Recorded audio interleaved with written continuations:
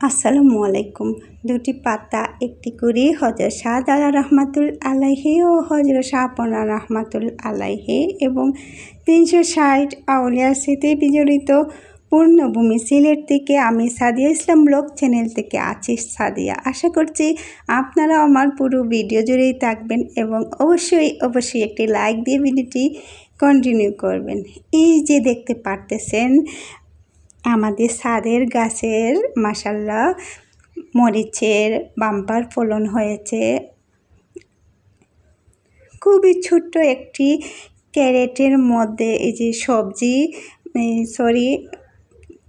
এই যে ফ্রুটস যে ক্যারেটে কিনতে পাওয়া যায় সেই ক্যারেটের মধ্যে কিন্তু এই মরিচ গাছ রোপণ করা হয়েছিল।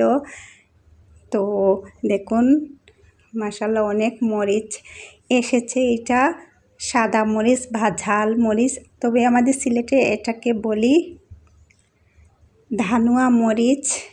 অনেক ঝাল, কিন্তু তুলনামূলকভাবে এই যে কাঁচা মরিচের চেয়ে অনেক বেশি ঝাল। তো এটা একমাত্র পরিচর্যার কারণেই মাশাআল্লাহ বাম্পার ফলন হয়েছে। এইটা পরিচর্যার জন্য যে জৈব সার অর্থাৎ গোবর এবং মাটি একসাথে মিশিয়ে কিন্তু রোপণ করা হয়। তারপর যে সবজি কাটার পর যে খোসাগুলো থাকে এটাই কিন্তু গাছের নিচে দেওয়া হয়, আর পানি তো অবশ্যই দেওয়া লাগে। তো এভাবে যত্ন করলে কিন্তু মরিচের বাম্পার ফলন হয়। তো এই মরিচ গাছে কিন্তু মাশাআল্লাহ অনেক মরিচ এসেছে, যা আমাদের রান্নার কাজে অনেকটা ব্যবহৃত হয়। তো সবাই ভালো থাকবেন, সুস্থ থাকবেন। আল্লাহ হাফিজ।